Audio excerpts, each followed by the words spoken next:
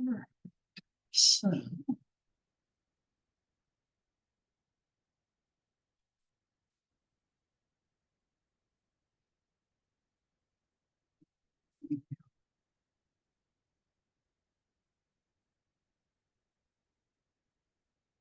So this will be my lunch. Come on in. How's it going? Good. How are you? Doing well.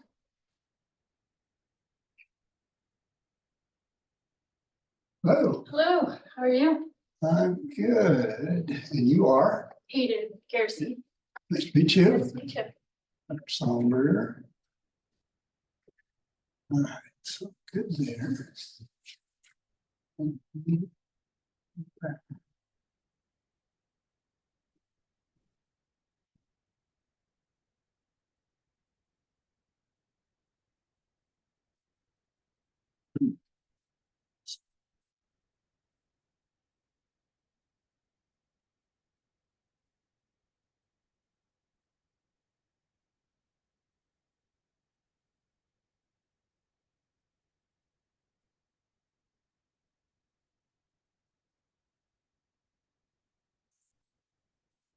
What's your name? Hayden. Hayden. Nice to meet you. Hayden, I'm Lisa. Nice to meet you. Always nice to put a face with a name out. Oh, yeah. Hello.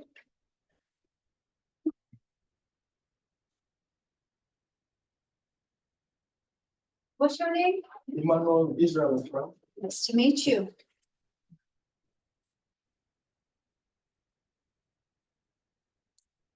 Oh. Hello. I know your name. I figured it'd be easier to just bring the list and check off people's names than try to write everybody's names down.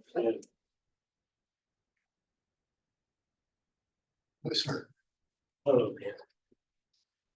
How are you?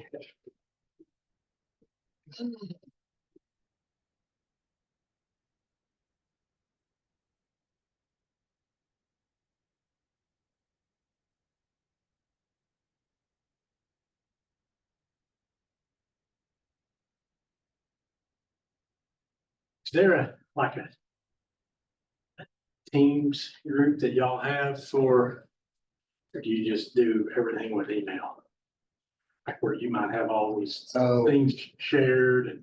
so we have, I'm terrible with Teams, so I hate it.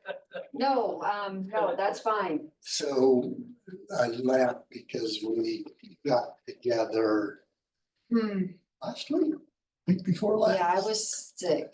Yeah, I would have felt sicker if I'd gone to the meeting. Probably. That's right. Probably not. Probably No, I'm not. kidding, but we talked about it again today in our little staff meeting as well. We're revamping our. You have my phone, so I'll be ready. Yes. Because it's been, I've been working on it in the student files Mhm. since I got here. So the files that Lorraine and I personally work in Uh-huh, are great. and they're on Teams. But yes, but everything else is, we've decided that the best thing to do is probably an overhaul. That is gonna help us with it. Okay, And Dr. Farrell, and we're all gonna sit down and decide what's most important and create something new and clean. uh-huh. But we don't use it for communication, if that's what you're asking. Yeah, that's fine if there's, like, is this presentation that he's gonna go through, is that on there? He usually like has the handbook as an attachment. Uh-huh. And he'll probably just open it up Okay, and scroll through it because the handbook is on the website, obviously. And then I provided it to students. yeah, So it's just so it's a PDF, it's just how to access it. It's not, it is saved in Teams under handbook, but it's not necessarily the resource that we go to. so do you have a PowerPoint for today, or you're just going through the handbook? Just, Okay, all right, that, my question was if there was a special PowerPoint set on it, and there's no. now, someone who's more organized than I might wish to do. Yeah, we could, you could. do that. Then, believe me, I've watched you over the years, you're much better organized than me. I'm low on that totem pole. Isn't my own.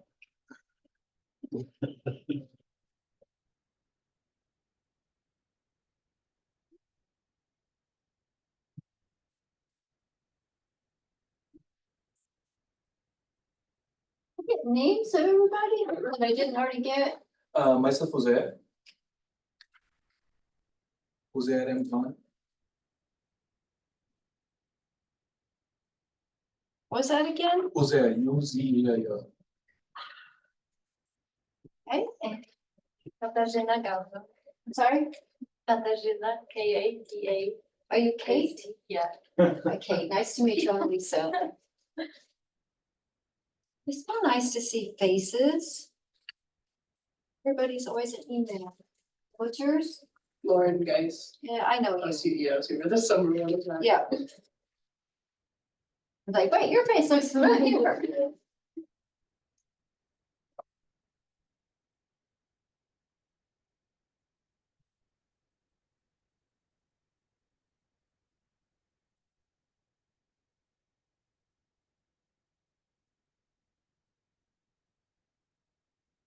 It's nice to see faces because I deal so much with emails.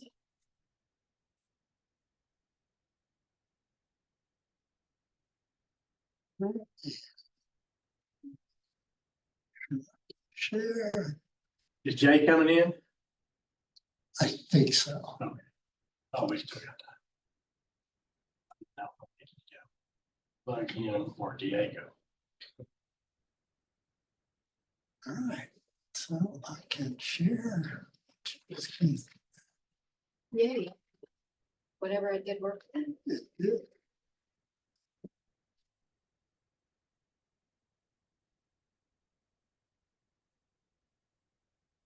Just gonna leave it as I actually saved the setting.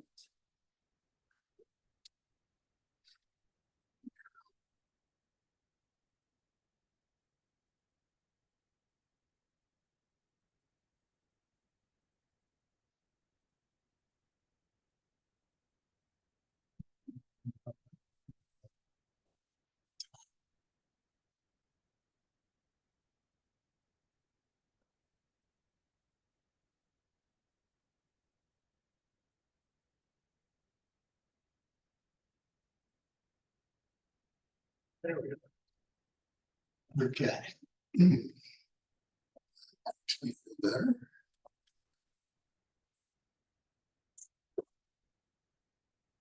Hi.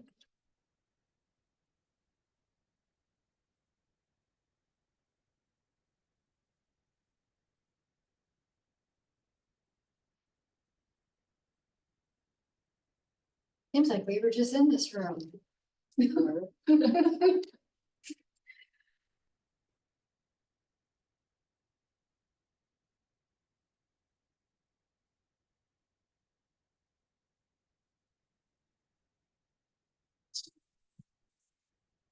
That's just to make sure that whenever the meeting is set up, Lisa's well aware of this now. Keenly aware. That we need to have broad sharing privileges because she sets it up from her computer Right. and we come down here. There should be just a pop-up that says, you want to add people as hosts. Right. I actually went into my profile on Zoom and actually changed it, so it's all share. Oh, I didn't So know I you don't could do have to that. do it for Yeah, me. you don't I have to didn't think either. about it. But I figured that out. I'm like, Yeah. because I'm That's gonna have to neat. do this every semester. That's the easiest thing. Because nobody else knows if you give it. Exactly. If they need to, it's there. If they don't, that Yeah. doesn't matter.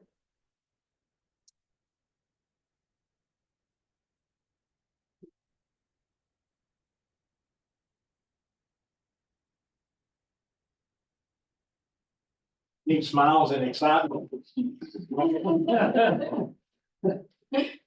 They're wondering like, okay, what's gonna happen here? Anticipation.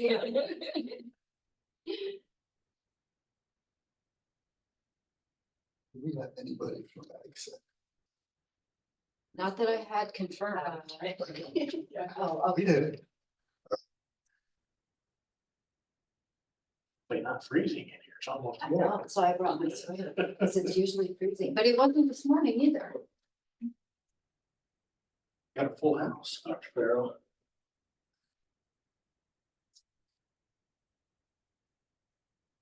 I don't know what it is about. I mean, it's also true in you guys' offices that it's pretty chilly. Oh, it's hot in his office and freezing in ours, Okay. up Always opposite ends of the cold. hallway.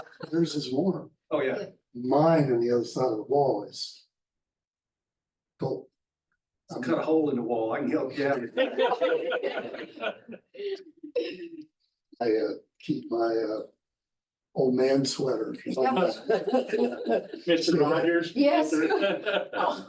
And it's funny because, people give me a hard time about, we have C3 and C4 plants. And call me C3 because I'm from a temperate environment and I like it cold. But my office, when my hands start to Yes, freeze up on the keyboard, and it's like, okay, I need to put my sweater on. You I have can fingerless walk gloves. down the hall toward that office. It gets hotter the further you go down the hall, but you can feel the temperature. it's actually Sharon. Okay. It is. You're fine. Okay. Thanks for checking in. Okay, thank you now.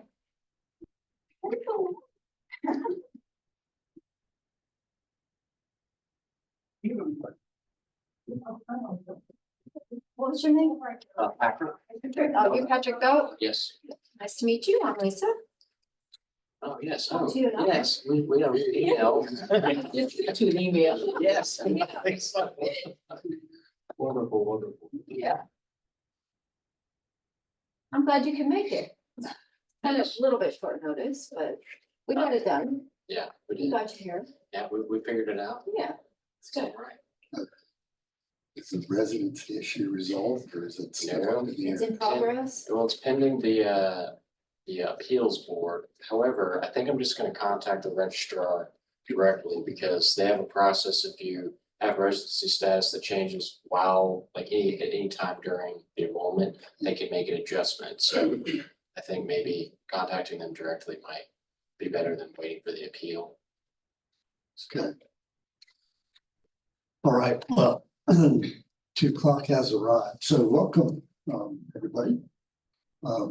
This is new graduate student orientation in the agronomy department, so first day of class, I like to make that announcement, whenever I'm teaching, let people know what class it is. Every now and then, someone will slink out the back door. But at any rate, I assume you all intended to be here. So just very quickly, what we'll do today is we'll do some introductions so that you at least know a few people in the department if you don't know many already. We will give Dr. Farrell, our chair, the floor to make a bit of an introduction. And then we will hear from our Graduate Student Association. And then those of us remaining in the room at that point, will give you a bit of an overview of what our roles are. And we have folks here representing a number of different roles in terms of how they will serve you as graduate students. And then we will take a stroll through the, wait for it, graduate student handbook. I realize you would pay admission, it's worth the price of admission to do that. Now, it sounds dreadfully boring. We will do that selectively. And our overall goal in that process is to get you ready really for the start of your program and that first semester in terms of really executing some kind of critical steps. And this is really our opportunity to get you acquainted with those things. So that's what we'll try to do today. So those of you who are online, if you don't mind, if you could turn your camera on for a minute or two here, just to introduce yourselves, that would be great. And Barney, am I right? Were you with us? Hello, I am Marnie Ward, and I am an extension agent in Citrus County, Florida. But I was recently accepted into the graduate agronomy program, and my focus will be agroecology. Okay, thank you. Were you with us in the summer for orientation? No, I was not. Okay, very good. My mistake then. All right, so let's keep on going then. Olivia, and basically what we're looking for here is just name, kind of an indication of the nature of the program, if you're in a thesis or PhD program, who you're working with. So my name's Olivia. Right now I'm at the Range Cattle Research and Education Center in Ona.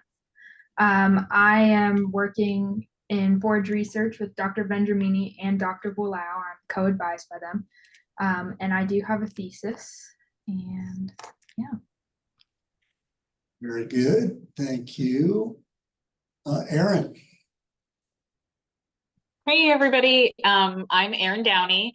I am a non-thesis master's program in agroecology. I am, for my job that's correlated to the program, is I'm a trial coordinator at Florida Ag Research. So I'm doing independent research in crop protection products. Great, thank you very much. And Super. Hello everyone, my name is Sukhveer. I'm an older PhD student. I'm a second year PhD student, so I joined here as an ex-sub resident. Very good, thank you. And it looks like maybe we have Walter. Walter, can you hear us? Okay, if not, we'll go around the room and maybe you will in a minute. I'll start. So I'm Lynn Sullenberger. I'm on the agronomy faculty. I am currently is an important word here, graduate coordinator. We'll talk about that more in just a minute. Go ahead. Hi, everybody. I'm Lorraine White. I am the academic program specialist for the agronomy department for the degree programs, master's and PhD program. You'll be dealing with me a lot. Yeah, we'll talk about our job duties in just a little bit, so you know a little more about that. Hey, myself Uzair. I'm a graduate student under the supervision of Dr. Freddie Hospital. So I am working on the metabolic engineering of Raji cane. Hello everyone, my name is Emmanuel from PhD Agronomy student working with Dr. Rios. My specialization will be plant breeding, genetics, and genomics. Welcome. I'm Jay Farrell, I'm the interim chair. I'm Katarzyna Gawron, Kate, and I work with Dr. Petrowicz, and I'm an agronomy master's student. And I'm going to do my thesis in science, but we are still not sure about what exactly. I'm Lauren Geis. I'm starting my master's this fall with Emma Batchum. I'm sorry, I got really still that. I'm Hayden Gerson. I'm a non-thesis student. My concentration in agroecology. Okay. Patrick Belk, I work with another student in the Center for Aquatic and Invasive Plants. I'll be doing a weed science program focusing on aquatic weed management. The hat doesn't give it away. Sorry. Thank you. Hello, everyone. I'm Kevin Kenworthy. I'm faculty in the department, and I am the incoming graduate coordinator. So I'm getting trained so that y'all can come to me in about 15 days, 10 days. Hi, I'm Lisa Burnett. I've talked to all of you many times. So I work very closely with Lorraine. I kind of do more of the admissions end of it, but anything else in between as we go along through the semester, sure we'll be talking to each other a lot, so. Bruce, Hi, sorry, just got off the road, dropped my daughter off at, for her graduate program.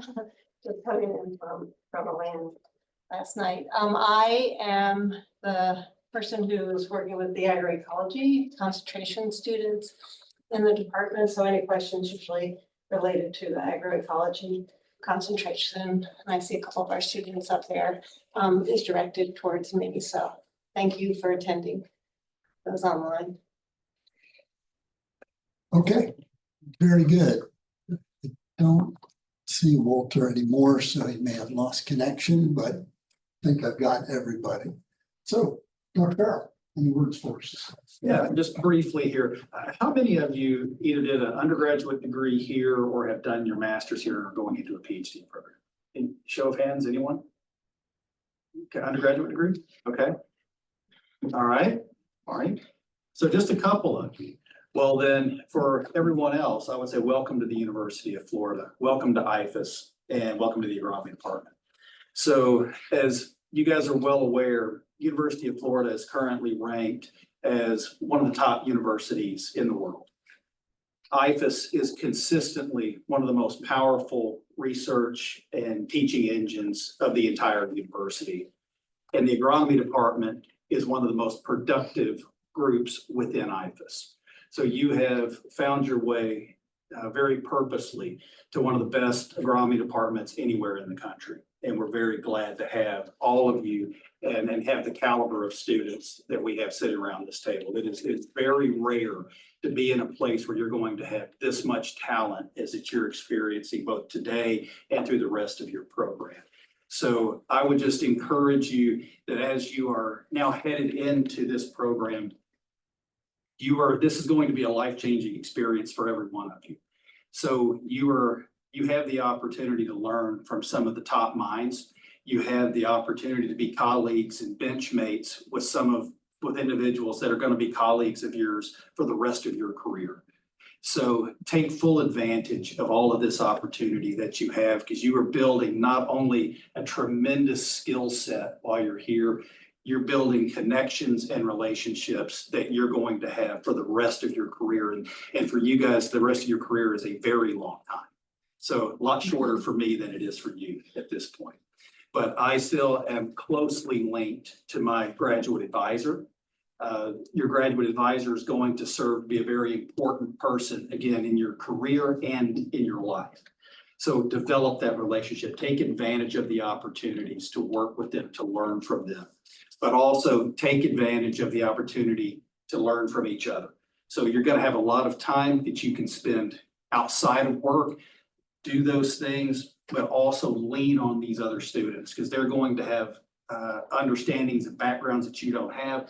They can help you work through problems. So now is the rest of your career of building relationships to help you as you go forward and succeed. So you are in an amazing place. We're very fortunate to have every one of you. And that being said, huge opportunities lay right in front of you. But also laying in front of you are a lot of responsibilities. So don't ever think that you're in this alone, okay? You've got all of the people that are around this table that are here to help. If you ever wonder what you need to do or you don't understand, ask. That is what we're here for. This is a complicated system. You're not familiar with it. So lean into the fact that there are people to help you. And if you're ever struggling with something, let us know. So your advisors can help, your graduate coordinators can help, our program assistants can help. So there's a lot of people because we're all invested in your success. We want to see you all do the very best you can, and getting the wrong form turned in at the wrong time doesn't lead to success. So let's make sure we are asking the questions, getting everything together that we need. But guys, you all you're in an amazing place with a bunch of amazing people. So I look forward to seeing each of you develop over the next few years. And if there's ever anything that I can do to be assistance, please stop by and let me know. Give me a call, send me an email. And chances are I won't know, but I definitely know who does know. Okay? Any questions that you have about the program or what you're doing? Perfect. Don't know yet. That's why we're here. All right, thank you very much. Guys, welcome. I'm gonna step out, let you all have the meeting, but you're at the right place and enjoy the hot weather. It's good. Welcome to Florida. All right, very good. So the next thing we will do is give you a bit of an overview, someone will, of the Agronomy Graduate Student Association, affectionately referred to by the acronym AGSA. Okay, and so will that be you, Lauren, or will that be Super? There's I three think of us he here. indicated that he was here for that. I think Okay. He introduced. So Super, are you there? Lauren, can you give that because I'm not feeling well right now. Okay, Yeah, well, thank yeah.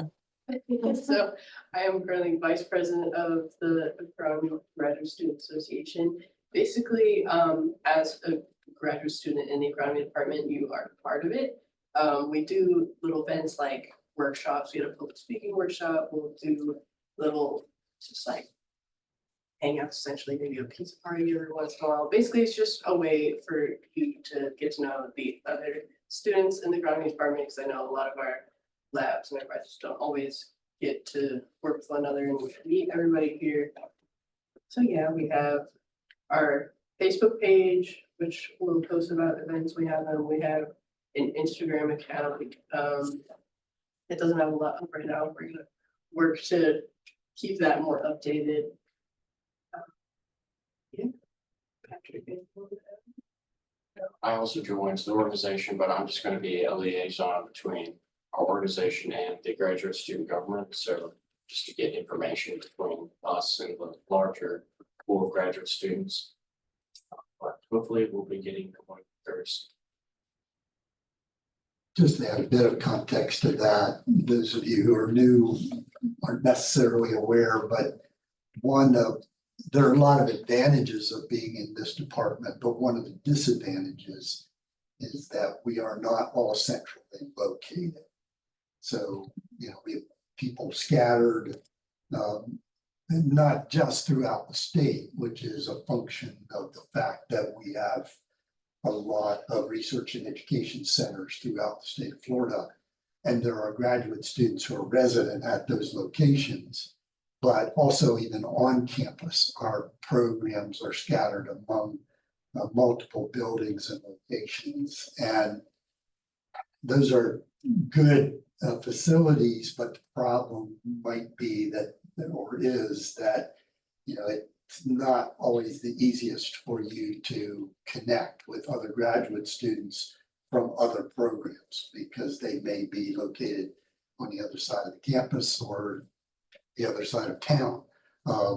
So one of the benefits of participating in EXA is developing some of those networks and contacts among your fellow graduate student colleagues outside of your own group, lab group. So take that opportunity if you see activities, those announcements will be coming out in your email box and so on, but take advantage of those opportunities to get to know your colleagues and experience something outside more broadly than the context of your own PI's lab group. Anything else related to that? That's pretty much it. Okay, very good. And you did sit through this already once, so you don't need to feel badly about leaving if you would like. You're welcome to stay, but it's really good the first time. Second time. I love it so much. So excited. Yeah. All right. So I think what we will do first is well, let me just mention that. So we do a single orientation, and it includes students who are non-thesis agroecology students, who are thesis master's students, who are dissertation PhD students. Okay, so I say that because you will, throughout this conversation, find some things that are not relevant to your particular situation. But we will try to bring in the most relevant themes that are pertinent to all of your programs throughout this conversation. So we recognize up front that, you know, when we're talking about thesis or dissertation requirements, it's not relevant to a non-thesis student, but you know, there will be, I think, plenty of content that will be of relevance and importance. Okay, so the five of us will quickly introduce ourselves, just to the you got their names already, but just to give you some sense of how we fit into perhaps your lives over the next few years relative to the department. So I'll just start. And so again, my name is Lynn Sullenberger. I'm a faculty member here, have been for a long time. I am a current graduate coordinator. We alluded to this, that I've been doing this for almost 14 years now, and Kevin has very graciously, Dr. Kenworth has very graciously volunteered to release me of that responsibility. Not that I hate it, but it's good to get the fresh set of eyes and thoughts about how the job might be carried out. So really only for the next few weeks am I serving in the role of graduate coordinator. But let me just mention a few things about that role. And Dr. Kenworthy will stepping into that role very seamlessly. So you know, you can take advantage of the kinds of services that the graduate coordinator provides. So the graduate coordinator has some broad programmatic function in terms of graduate programs, but as it relates to you more specifically, one of our important roles is basically to serve as a point of contact, and sometimes people use the term ombudsman, and basically an advocate for graduate students. Typically within the system, graduate students have historically at least been somewhat underrepresented in terms of advocates for them. And so the role of the coordinator is really to serve as a point of contact for you if you are having any kinds of issues in your program or personal issues. We are not trained counselors, so we will not attempt to serve in that role, but we can serve in a professional advisory role. We can serve as kind of a person to brainstorm with about issues that you might be having relative to your academic program. We can also guide you if you need other types of assistance that we cannot provide. The tendency, I would say, for many students is to minimize or ignore issues that are occurring in their program that, you know, it could be a relationship issue between you and one of your lab mates. It could be an issue between you and a major professor, you and a faculty member in the department or a member of the staff. And I would just say that those kinds of issues are typically best resolved the earlier in the process you seek out help. And so one of the roles of the graduate coordinator is to serve as a confidential sounding board for you. Maybe to give you some ideas about how to deal with somebody who's causing problems in your life, again, point you in an appropriate direction. So never hesitate to reach out to the graduate coordinator if there are significant issues that you are having. Graduate coordinator also functions as someone who has a significant knowledge base about the program.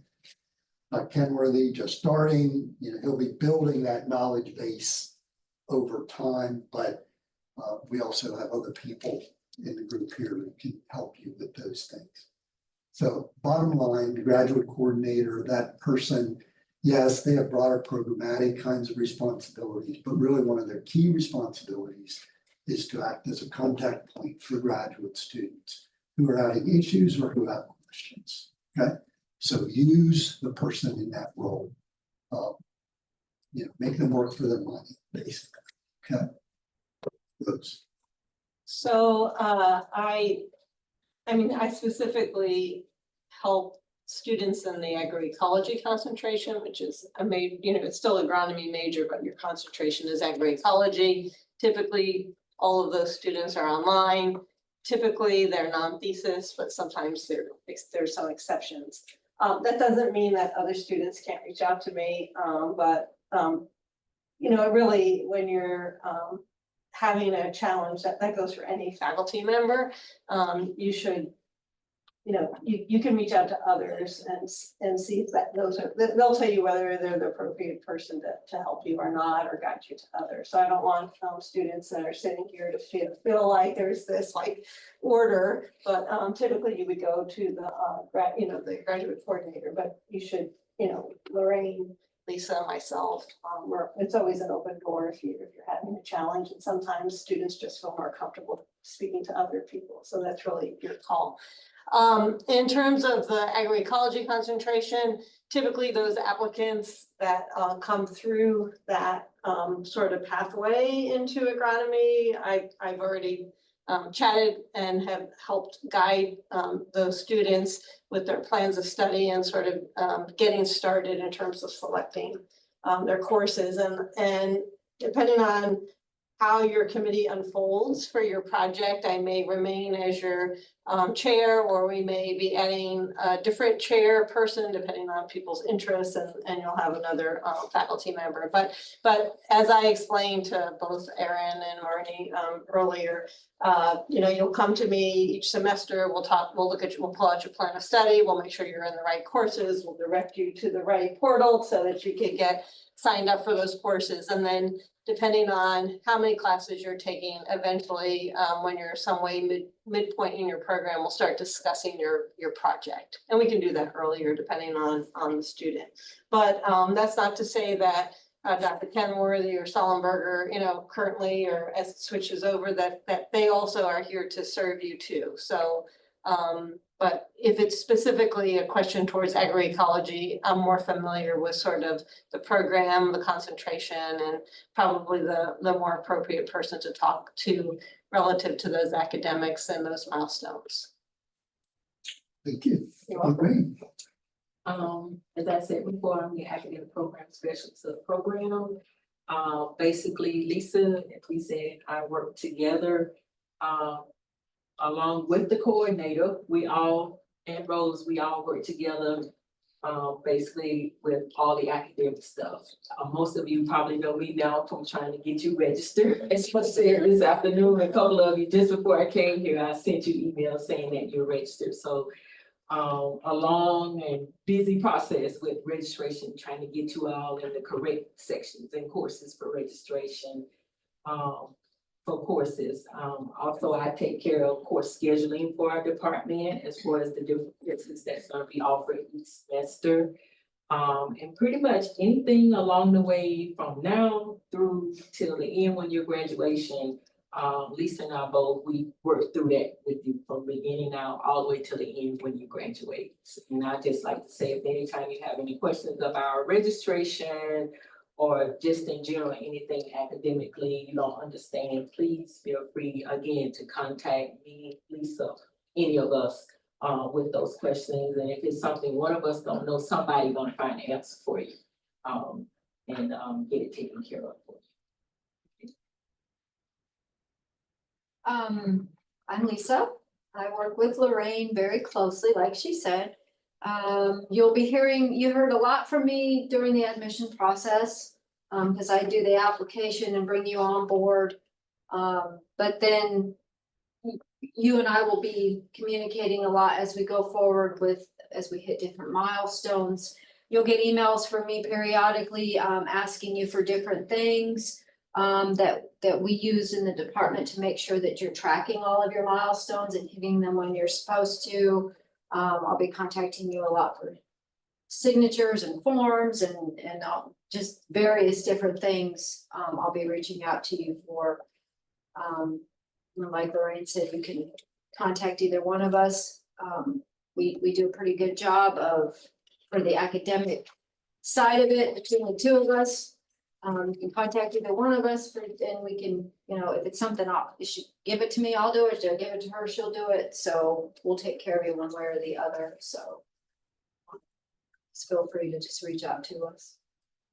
And one other thing I'd like to add to all of you, just say, please, you get an email from us, please read emails and respond to emails. That is very, very important. And basically, I would say getting through the program and getting things done and on time as it can be. So if you see an email, not just from us in our group in the agronomy department, that comes from anything from the University of Florida, anywhere within UF or the department, you get an email, please read it. If you need to respond, respond. If you don't understand what is needed or whatever, again, come to one of us. We can help you through that, but we want you to just make sure you read your emails that's coming. And then also to always use your UFL email address. Don't use any other personal emails or anything. Please use your email UFL. Because a lot of times we'll send, our primary source of communication with you is email. So we send you things a lot of times there's gonna be a deadline on it, right? There's a milestone that has, and it's not just us. That's the other thing I was gonna say. We work in concert, hand in hand with other departments across campus, financial aid, admissions, the International Center. We work with all of these people, and it may not be something that we can do for you. We can certainly refer you to who over there or who you need to contact. But that's what she's saying is please read the emails because it saves all of us a lot of time and it can affect different things at the grad school as well if things aren't in place by the deadline dates that grad school sets. It's not always an agronomy deadline. It goes above us sometimes. So please reach me. Okay, so September 1 is my day. That's when the mic drops from Dr. Solomon. It might be a Sunday, I'm not sure. Someday after that. Yes, so I do want to take this opportunity to extend significant gratitude to Dr. Sollenberger for 14 years of service to the department. He's an example faculty member, and we all very much appreciate what he's done all these years. And he deserves a break. And hopefully there will be a learning curve for me to go through many things. If I don't have an immediate answer for you, I will work with Lisa and Lorraine and Rose and even Dr. Sollenberger to figure out what needs to be done. So please don't hesitate to come see me, to email me, to call me. My location is not in McCarty Hall. Dr. Sollenberger alluded to us being dispersed all over the place. But I am in the same complex where Dr. Emma Matchin is, and Dr. Esteban Rios, and Dr. Freddie Allpeter's greenhouse is. So some of you already know the building 350 area where I'm located, and I'm easy to find there. I have a just open door policy. If you want to, it might be good to find my number and text me to make sure I'm in the office. But if I'm in the office, feel free to come in and talk to me. By all means, please do. And I was also going to reiterate Lorraine's point. If you're getting an email from somebody in this group, they're emailing you to help you to get through something and to move forward in your program. So please read those emails and be as responsive as you can be. If you don't understand it, then reply with a question to help you understand what's needed. And I think, that's about it for me. Welcome, everyone. All right, thanks, Kevin. So we've kind of gone through a lot of the preliminaries and, we're now kind of going to launch into some things where you may have questions. So just interrupt at any time with any questions you have and jump right in. Before we go to the handbook, I typically just make a few sort of introductory comments about a few key issues and then also the beginning of your program. So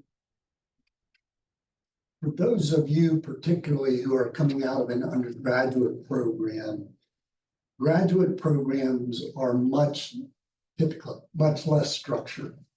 Agroecology is a little more structured than some of our other programs, and if you like flexibility, that's good. You'll enjoy that aspect because it's a design your own kind of activity, right? You interact with your advisor and your major professor and your committee, I should say, to design the program that's going to get you where you want to be whenever you finish here. And that's great.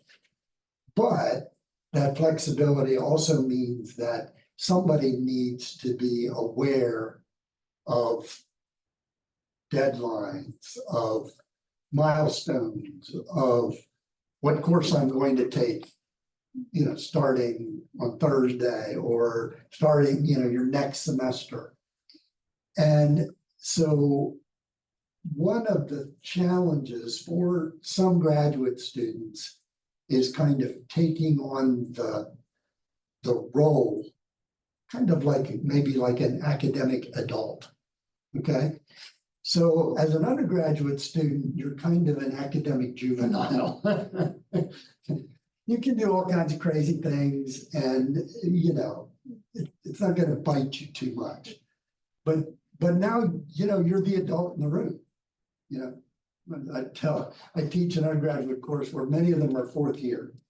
And I tell them, yeah, you're all looking forward to graduating, but you have to understand that once you leave this classroom for the last day, you've got to start acting like a big person. The free ride's over. The acting like a child is over. It's time to get serious, right? So all that to say is that it's your program. Not my program, not Dr. Kenworthy's program, not your advisor's program, not your lab mate's program, your program. If it's going to work, you've got to make it work.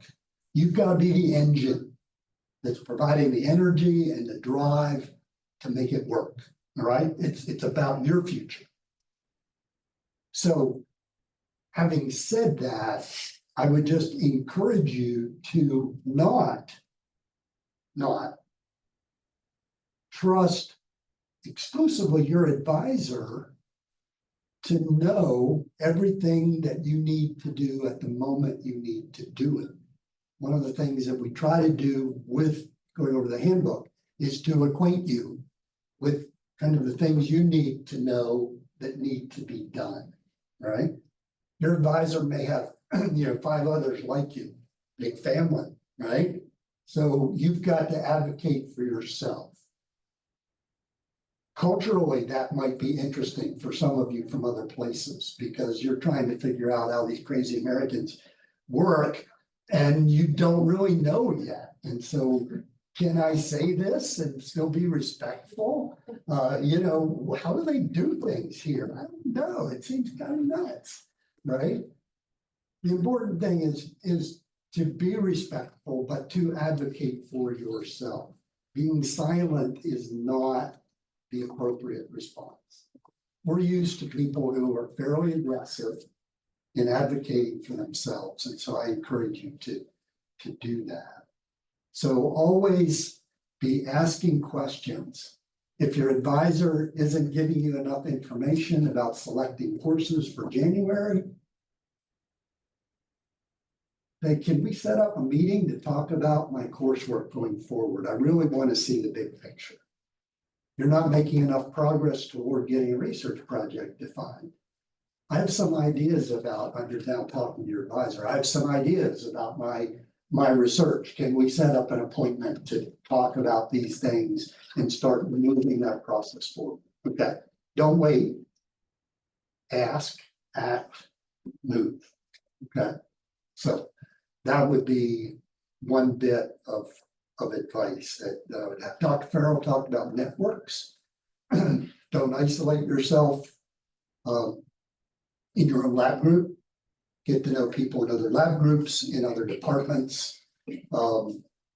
Lots of opportunities. You'd be amazed. You know, I'm looking kind of backward at my career at this point, but connections that I made in graduate school, I still have interactions with and have been important people in my life throughout. So don't miss that opportunity. One other thing I would say is that typically, for at least many students, not all students, but your first term in the program is when you may have more flex time than any other term throughout the program. And so students may be wondering, what is it that I should be doing? You know, I'm taking 2 classes or something. Well, if I'm an undergraduate, I'm used to taking 5. So 2 is like, wow, you know, this is a piece of cake. You know, what do I do with all my spare time? So I'm going to tell you. So there are a few things you need to be working on early in your program, because eventually Lisa will start sending you emails reminding you if you haven't done that. But what are those things? So one of the first things you need is, and again, this applies to really to all of you, but to master's thesis and PhD students particularly, you need to have at least some sense of what your project is going to be, right?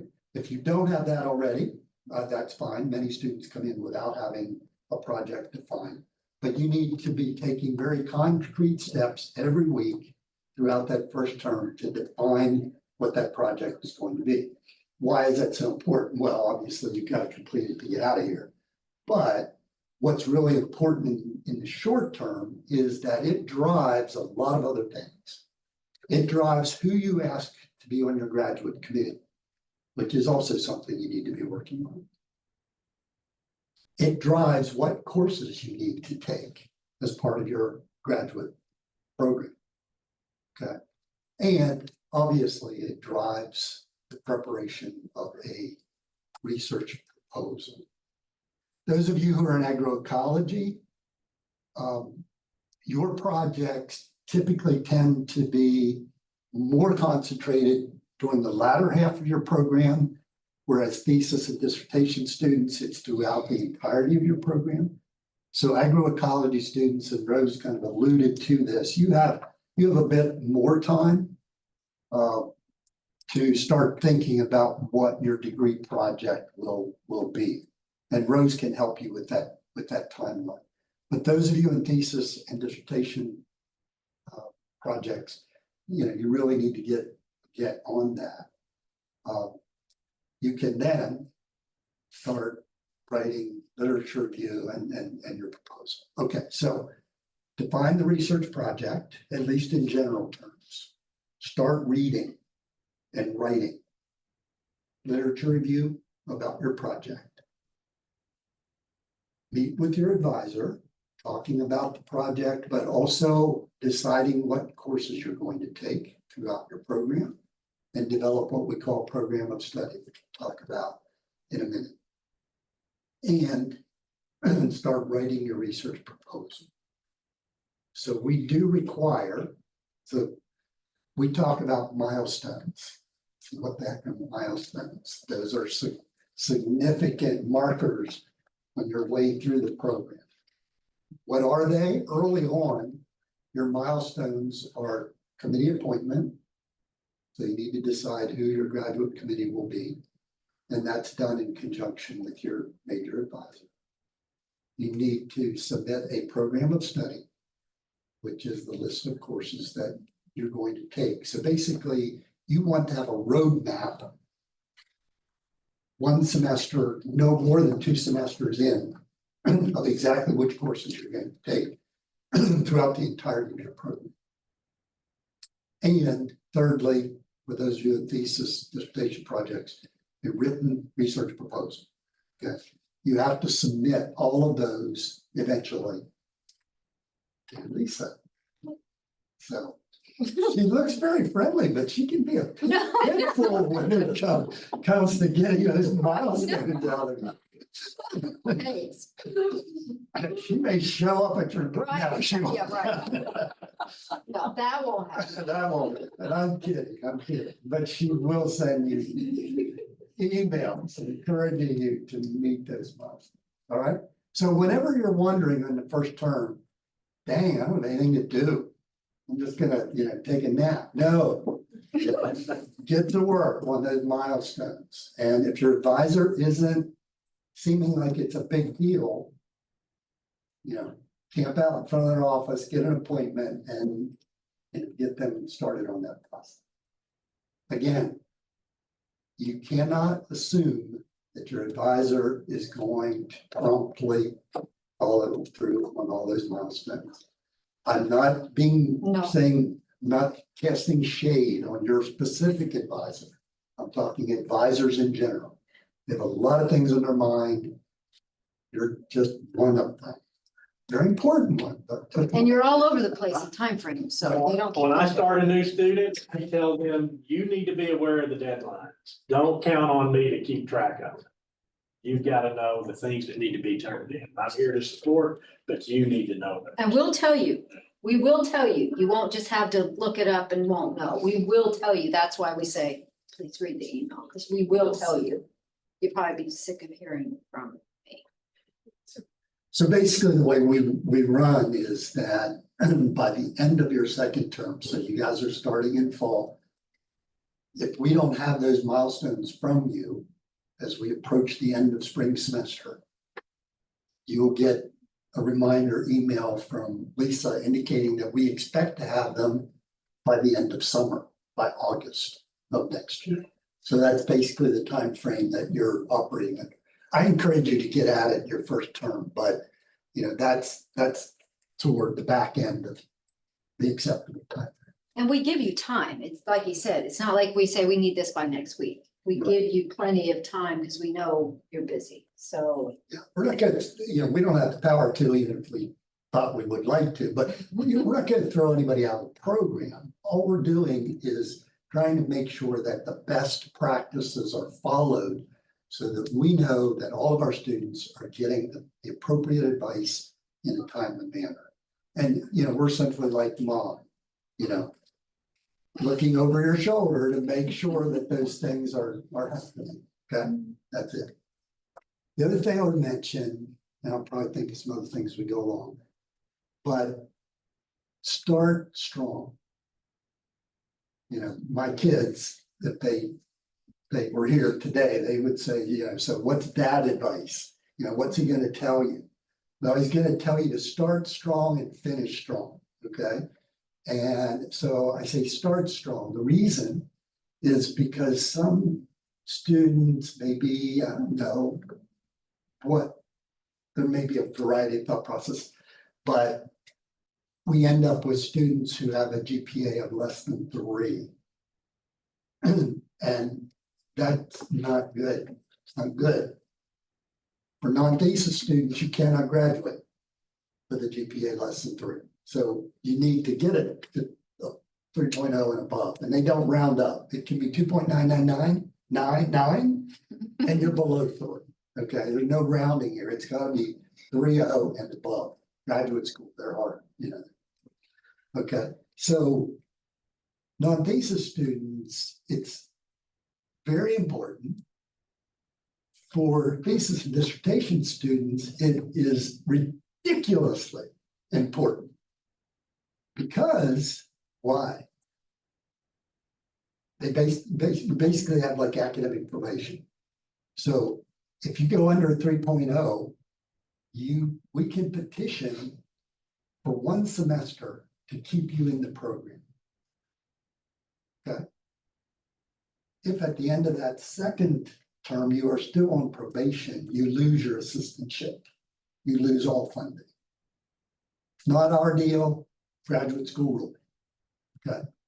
So those of you who are on assistantship, thesis, dissertation, start out with that 4.0, 3.75, whatever, get it well above 3. Very important. Okay. We love it because we want you to succeed, but also your problem becomes our problem. And we have to file petitions and make up excuses to the graduate school, and it's really uncomfortable. So we want you to succeed, do well, start strong. All right. I have one, Jump in. I have one thing, just, having said that, there are mechanisms. So just to let you know that, surprisingly, when you sit in like a position like ours, you see the whole kind of range of students and what happens, throughout the course. And to me, surprisingly, a lot of students struggle at certain points in their academic career for various reasons. So you shouldn't feel like this is just happening to me. I'm the odd person, everybody else seems to be succeeding. So that's the first thing. But don't ever feel like you're alone or it's just you. That's what we're here to help. There's also counseling services on campus that you can access for free. So, that would be my probably the most important messages. And this is especially been true since COVID, where, a lot of things have changed for your generation. Timelines, expectations, how you went through other courses and now you're here and back to in class, and some performance levels that maybe you didn't expect. So sometimes things happen and they happen to really good students and really good people. And if you catch them early and you communicate those, there's a lot of things that we can do or we can advise you to, like there's things called incomplete grades, and there's rules associated with all these mechanisms that are in the system to help you succeed. But if you choose to just come at I always say the last hour of the last day, all of those things are sort of off the table because it's too late. So communicate early to not only your major professor, but if you're in a class and you're feeling like, oh my God, I took the first exam, I scored 25% and I've got a D on it, and I know I need to keep it B average. There may be options, and certainly a conversation with the faculty member to try to figure out how you can improve. Like, don't just think that I'll just figure this out on my own. So communicating with your professors, sometimes exploring what are my options at the end of a semester if I'm almost done with my class, but all of a sudden something has happened back home and I'm going through this emotional thing and I can't focus on my finals. There are things called incomplete grades that you might be able to just get an eye on your record and finish it up over winter break or during a summer break. So there's lots of mechanisms in the system, to help you as students. But you need to kind of reach out and just share sort of what's going on so that we can direct you to the right ones at the appropriate time. So that would be my big advice. And then also recognize, I know it's kind of hard sometimes, you're just thinking of your whole program, but my advice to you is there are financial challenges you're going to come up with, like, oh my gosh, I have gotten my bursar bill and it shows that I owe like $10,000 and you're going to kind of freak out. It's going to cause you a lot of stress. Realize that those, like there's, the financial and sort of the billing aspects of things, they're separate, sometimes from registering for classes or the academic sides of things. And again, if you communicate those things, we'll tell you, okay, those things have not been processed yet. Some of that might be in an email to Lorraine, some of it may come in an email to you. So kind of reduce your stress by realizing if you've got something that's so shocking, don't go to bed thinking, oh my gosh, they're going to come for me. I don't have that money in the, just, type out an email, realize that it's probably something just in the system that hasn't cleared yet, on the financial side. And then, on the academic side, that's really where we can help in terms of, if you're not doing quite as well as you expected. For international students, I don't know how many are international students, but Okay, yeah. So unfortunately, you have yet another layer that sometimes we're not as familiar with. You know, there's academic rules associated with your visas. There are sometimes payments that are delayed because you don't have a social security number yet. So just recognize that, you know, there may be some questions that we're gonna have to work with, like, I think Lisa said UFIC, which is the international center that you guys all should have checked in on.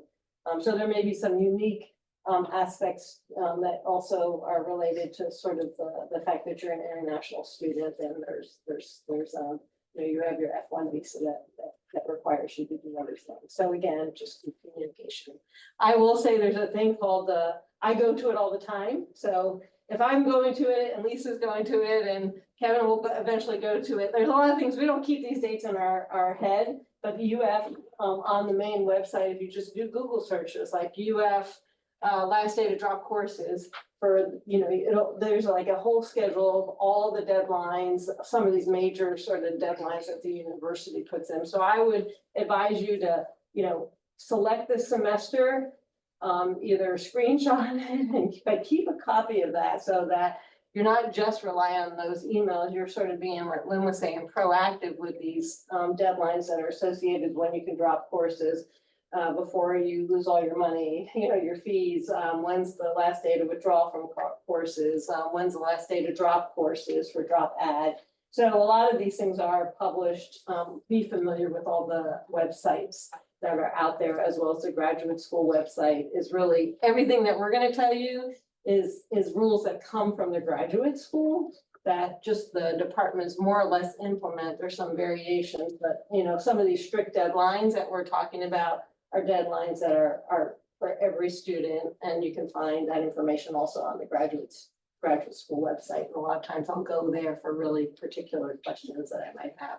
Yeah, just a couple quick points there. So if you do find yourself in over your head in a course that the title sounded grand, but the reality is not, you know, figure that out as early as you can, and then try and talk to us, and we can help you maybe get out of that situation before it, you know, causes you a major issue in terms of the GPA. And any question related to your program that's causing you heartburn, whether it be residency status or you know, your bill, your birth cert statement, or whatever. Lisa and Lorraine have a lot of experience, and they can, if they don't know the answer, they know people to get answers. So don't, as Rose indicated, don't try to shoulder that burden yourself. Ask questions early and often, and we'll do our best to help you. Okay, one quick thing I'd like to point out is that you know, Rose mentioned Googling things. And so, you know, I Googled UF Agronomy here, and I just wanted to show you. So then we have a graduate main page. We have a list of graduate courses and so on. But if you go to the graduate main page, we're going to be talking about this in just a second. So I thought I'd point it out to you.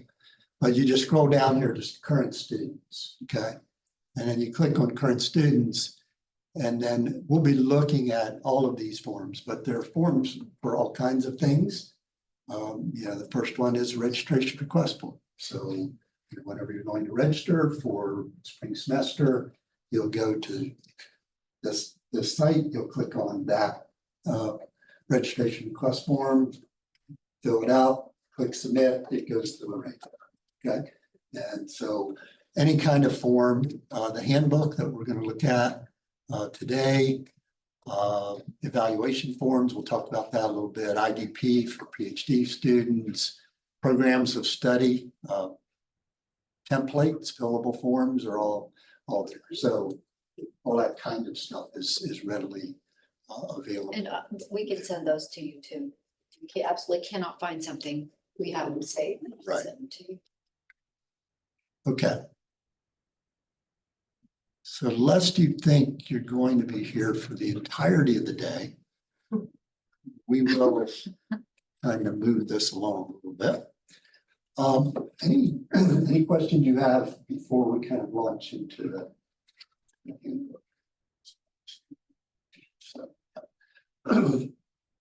anything? No, okay. This is where the details come in. And we recognize that you will not remember all of the details. But this handbook, as you saw, there is a link to it at that page. And so you can link to it and look at it at any point. And again, I'm going to scroll through most of this. We'll stop and look at a few things. But so, you know, kind of the different programs that we offer in the department, table of contents for the handbook. So there's a lot of stuff in here. We've talked about whether we should just, you know, kind of collapse it, but people need various kinds of information. And so it's all there. All right. So we're going to move on down beyond that to this. Those of you who are on an assistantship, this applies to you. You are now an employee of the University of Florida. Okay? And as such, you have employee benefits and employee obligations. And so take a look, graduate assistants receive up to 5 days of personal leave during a semester. You would want to interact with your advisor if you wished to use some of that leave.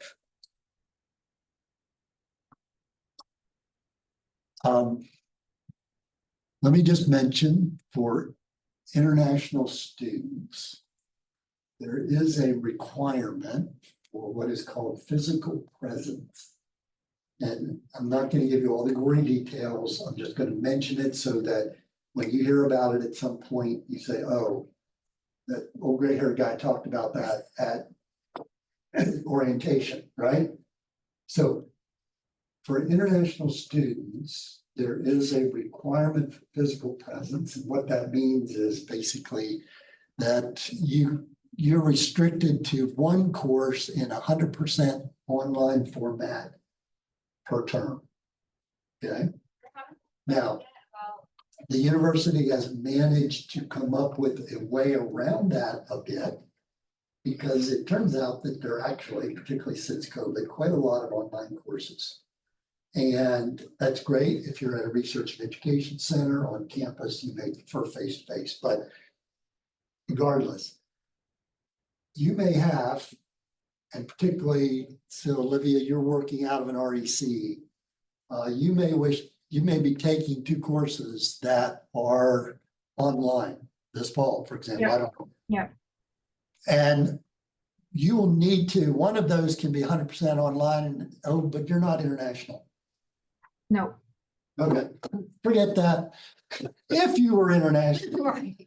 and so for those of you who are international, even in Gainesville, you may be taking a couple of online classes. You can only do one of those by rule. The other one you need to find a way around, and there is a way to do that. There's basically a number of different things that you can do, but it is simple as taking one exam in person. And so when you'll get an email, and it may cause you to panic because it'll indicate that your registration is, you know, inappropriate or something because you've got too many online courses. Let us know, work with you, we'll encourage you to contact a professor, one of those classes, and take an in-person exam. That meets the in-presence requirement. You're good. Okay. So don't panic about that when you hear about it. Just be aware that that can happen. Okay. I'm not going to go through, you know, kind of what you're specializing in. I'm not going to go through all of that. GPA, we've already talked about the GPA. 3.0 is the magic number, which is a B. We operate on a 4-point grading scale. And if you're unaware of that, the grade of a B is 3 grade points, which is this 3.0. Okay. So you're aspiring to get a B or greater in every class you take. Now, notice the second point, if you can read it, it says grade C or higher are passing grades. Unlike if you come out of an undergraduate curriculum, where as long as it was something other than a failing grade, whether that be an E or an F, whatever system you're in, here if your grade is less than a C minus included in that, that is a failing grade for a graduate student.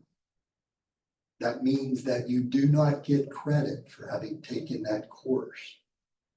They get you coming and going. Not only do you not get credit, but it does count toward your GPA.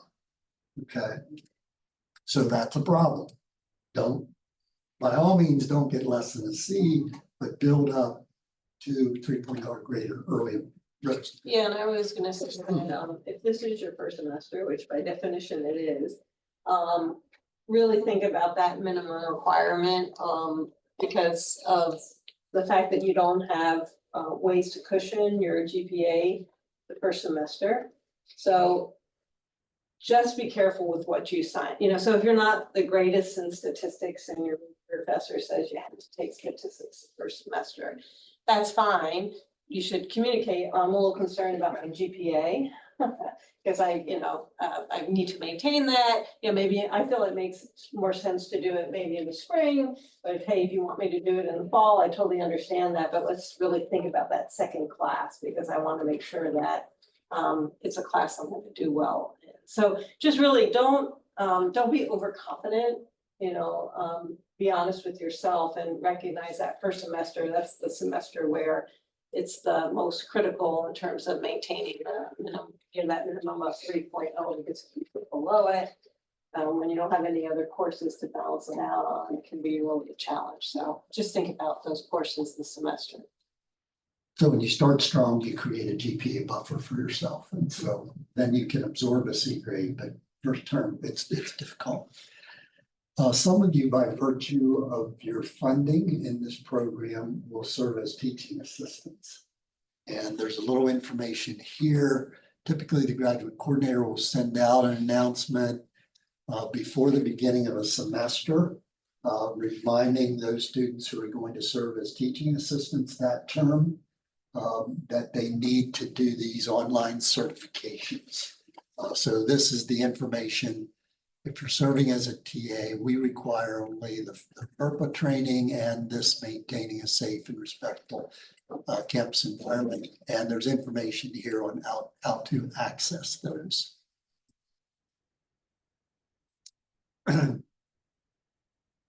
Okay. There are not a lot of required classes in agronomy. Agroecology, you do have a more defined curriculum, particularly choose from a menu, but we do require a graduate seminar, which is your exit seminar. That's for both non-thesis and thesis students, and occurs at the time of your final exam, which is at the end of your program. And in terms of enrollment for non-thesis students, you have the flexibility to enroll in credit hours based on your life circumstances. If you are a thesis or a dissertation student, you have very limited flexibility. You take 9 credits in the fall, you take 9 credits in the spring, and you take 6 credits in the summer in general. And yes, Lorraine, I will remember to talk about that. She saw me looking. I knew she was gonna be looking at it. So 996 is what you register for. That's what's covered by your tuition waiver. It's rare that you would exceed those numbers. Somebody's got to pay the extra tuition if you do. So generally, we're talking about 996. This comment here is about research hour enrollment. This applies only to thesis and dissertation students. You do not need to take 3 classes of 3 credits each every term. Okay, say, oh, well, take 3 classes. No, that is 9 credits, but you can take, typically your coursework is front loaded in your program. You take more classes early in your program, fewer classes later. So typical load for a new student might be 2 classes in their first term, 6 credits, and then 3 credits of research. Okay, So research credits tend to be a filler to get you to the 9, right? So master student may take 2 classes and 3 credits of AGR 6971, which is research. Talk about that a little more when we get to the program of study. Final term enrollment, I have no inkling that you will remember anything about this by the final term, so we're not going to deal with it. All right, so here's more information about enrollments. Here is the fall, spring 9, summer 6, and so on. Let's see. If you are from Latin America, this would include South America, Central America, or the Caribbean. There's something called a LAC scholarship. If you are from elsewhere, this does not apply. There'll be more information that comes out about this, but they have just made a change for people in the LAC scholarship. Instead of 6 credits in the summer, you now have to register for 8. But it's a new rule. It did not apply for this summer, but it will apply starting next year. You'll hear more about that, but I can't imagine you're going to remember that. So let's not worry about it right now. Okay, let's talk about finances for just a minute. Again, this mainly relates. So for agroecology, you guys have a standard per hour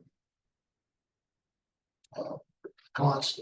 For some of you, Marnie and so on, you would likely be using EEP, Employee Education Program, where they pay for up to 6 credits a term. And so that's, if you have questions about EEP, Rose or Lisa or Lorraine can help you with those questions. Of course, we're happy to entertain them now as well. But for those of you who are on an assistantship, yet you will register for 9 credits. So there are 2 elements here. One is the tuition. If you are on an assistantship, your advisor is paying your tuition. Yeah. But there are fees in addition to tuition. And those fees are described here. $82 per credit hour, basically. So fall and spring, essentially $740. Summer, a little less than $500. Yeah. So that, my math is right. We're right at around $2,000 a year that you are responsible for in terms of fees. Okay. Now, while we're talking about money, let's talk about the bursar statement. You have an account that charges will show up. Again, those of you who are on an assistantship, it's a little messy your first semester. It takes a little while to get you, excuse me, in the system.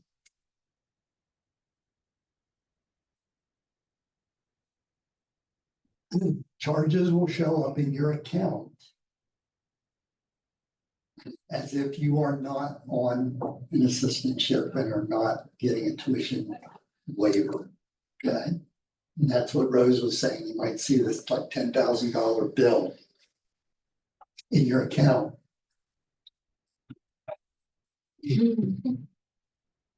Deep breath. Okay, deep breath. That means your tuition waiver has not cleared yet. And during your first term, it will take some time. How long, Lorraine? 6 weeks? 2 months? It could take, but tuition waivers, they usually have a deferral deadline out there, which like now for fall, it's November 15th, but we do our best to try to get them in before then. So it varies each time. on that with us getting them put into the system, but we do try to get them put in like classes, everything by no later than October, probably mid-September, you should have that, it should be in the system for you. You should have it entered into the system. But this is a first term deal. After that, you're in the system and it's not a problem. But just telling you, you will get sticker shock if you look at your statement. Okay. Now, what you do know, if you're on an assistantship, you know how much you are responsible for. It is 9 times that number. So it is this 737.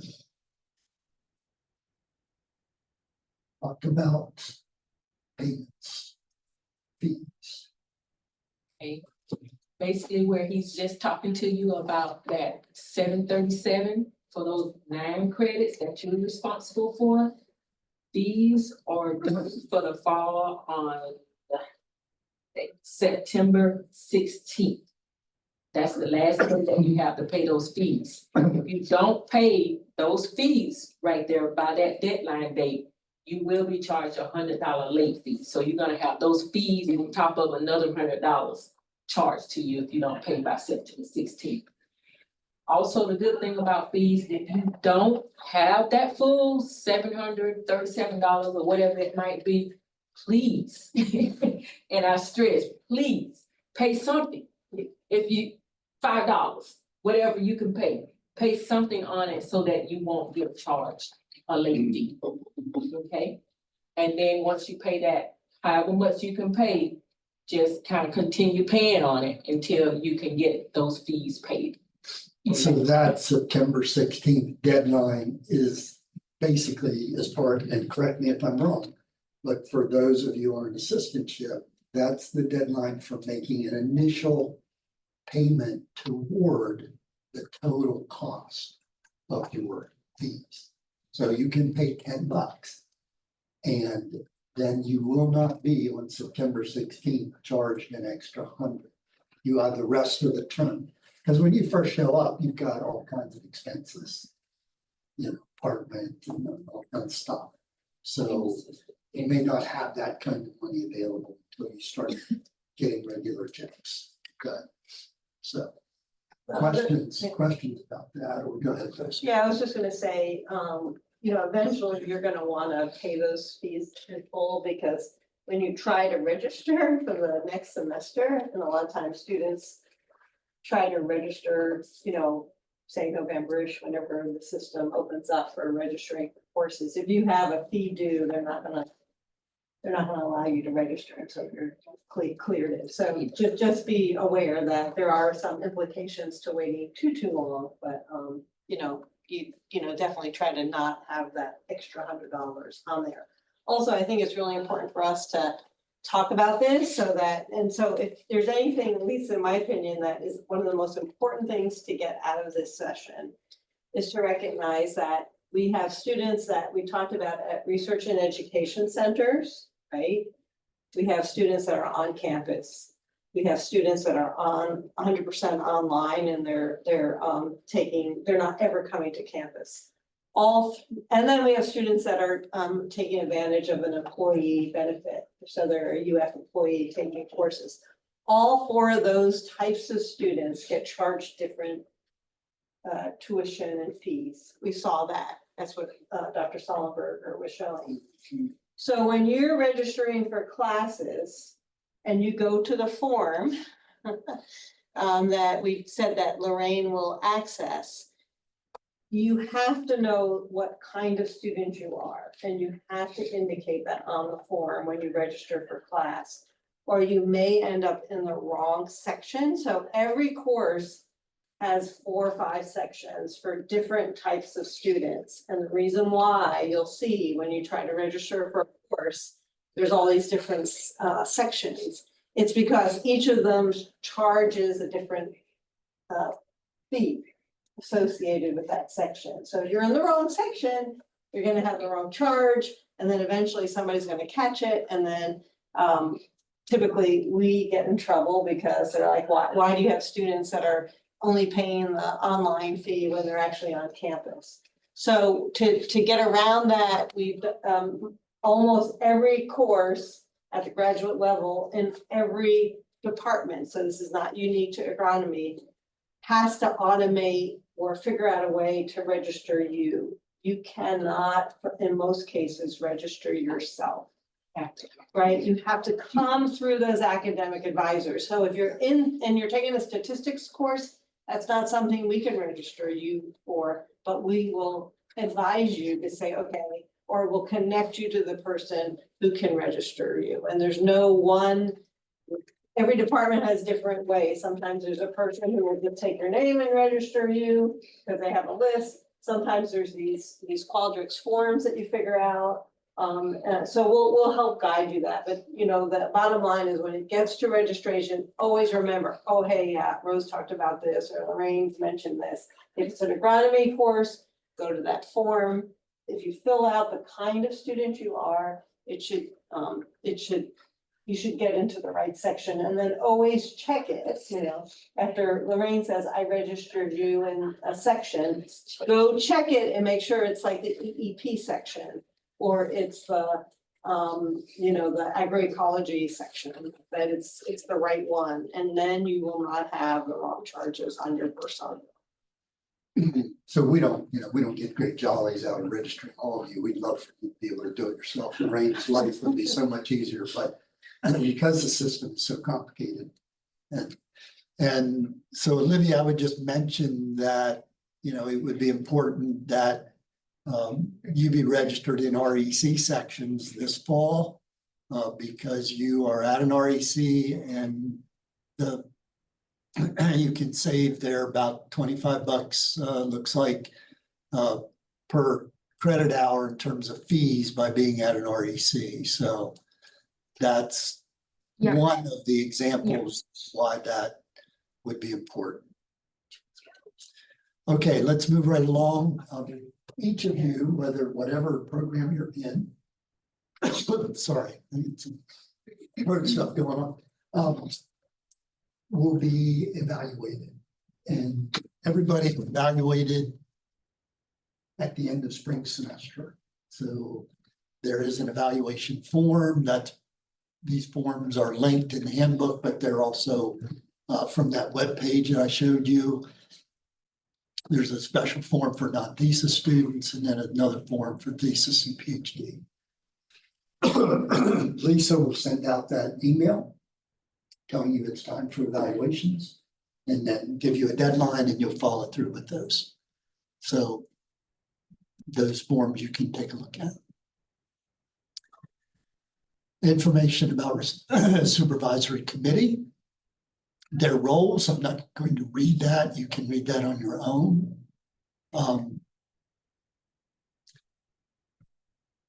This is an important one. It tells you who is on your committee in terms of numbers and roles. So not thesis, you only have 2. Thesis, you need to have at least 3. PhD, 4. So that information is available. Take a look at it whenever you're appointing your committee. You need not have a minor, but if you choose to minor in another department, let's say you wanted to minor in soil and water science, then you would need to have a faculty member from that department on your committee. So that's what this minor representative is about. The roles of the committee members are indicated here. PhD students must have a faculty member from another department at UF on their committee. Anyone can have what's called a special member. Special member, we think they're all special, but a special member is someone from outside the university. So if there is some reason why there would be this is not your mom, okay? But this could be someone with a PhD in specific training in your area who would be useful to have on your committee. There is a possibility of having that person. So as I mentioned, there are forms for each of the milestones. There's a form that you can link at that website and also here that takes you to the committee appointment form. You fill that out with your major advisor, and then you send it to, your case, you'll be sending it to Dr. Kenworthy. He will take a look at it to make sure that it meets the requirements for the degree. He's not going to look at it and say, no, I don't like that person, take them off. He's strictly looking at it to make sure that the committee meets graduate school requirements. Okay. All right. We don't need to talk about readmission. Program of study. We've defined it here as a minimum agreement between the student and the committee, defining the coursework that you will take for your degree.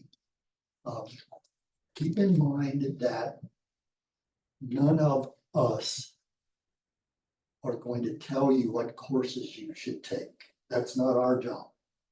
If you ask us, we will tell you to talk to your advisor and your graduate committee. That's their job. Okay, so we don't tell you what courses to take. It's not because we don't like you or what, but that's not what we do. Okay, that's your committee and your advisor to do that. So the sooner that you get that program described, the clearer the entirety of the roadmap is in front of you, and we find that to be advantageous. Okay, so every term you simply refer back to your program of study. Okay, here's what I'm registering for this term. Fill out that little survey, send it to Brain, boom, done. Okay, very simple. And again, there are programs of study for non-thesis, MS thesis, and PhD. There's some more guidelines there. So the way we handle those is very similar to the committee appointment form. You talk to your advisor and perhaps your committee about the courses you're going to take, and you fill out that fillable program of study form. You send it to the graduate coordinator, who will look at your form. Again, not to tell you you should or should not take this course, but look at it to make sure that the courses you've selected meet the requirements for the degree, and that the form is filled out in a reasonably accurate manner. Rose would do that for agroecology students. Dr. Kenworthy will do that for thesis and dissertation students. You may get a reply that you need to check on a few things and you don't have the right number of credits, whatever. But again, the purpose of that is not for us to control what you take, but to make sure that your target that you're meeting the requirements to graduate school. We don't like surprises in the last semester. Oops, I don't have enough credits. That's not a good surprise. Okay, so we try to avoid those. All right. If you wish to make a change after you've already submitted the program of study, and I should say, so after Dr. Kenworthy has said, looks good, then he will send it to Lisa. Lisa will send it out by DocuSign, and you and all the members of your committee will sign the document. So it's basically a contract between you and your committee saying, these are the classes I'm going to take for the degree that I'm seeking. Okay, I've said that there are not many requirements in agronomy. A couple of exceptions. One, seminar. Two, we have a core curriculum, and each of our students should take at least one course, 3 credits, in each of these 4 core areas. You say, oh my goodness, that's crazy. Turns out that for almost every student, you're going to take a course in at least 3 of those areas anyway. So for most students, it means you take 1 extra course. I work more in a management-related discipline. My students would not normally take a genetics and breeding course. They need to take 1 to meet that core requirement, but they would take a course in all the other areas. So generally, it's like an extra course. Here are lists of courses. The courses that are bolded are courses in the agronomy major, or that count toward credit in the agronomy major. Non-bolded courses are outside the major. You should know that not every course that might meet that core requirement is here. This is an example list, not a comprehensive. You would like to take the course to be a core curriculum requirement. You don't see it here. Send an email to Dr. Kenworthy. Say, I would like to take this course to meet this core requirement. They'll take a look at it and get back to you. Okay. Questions about core. This does not apply to agroecology students.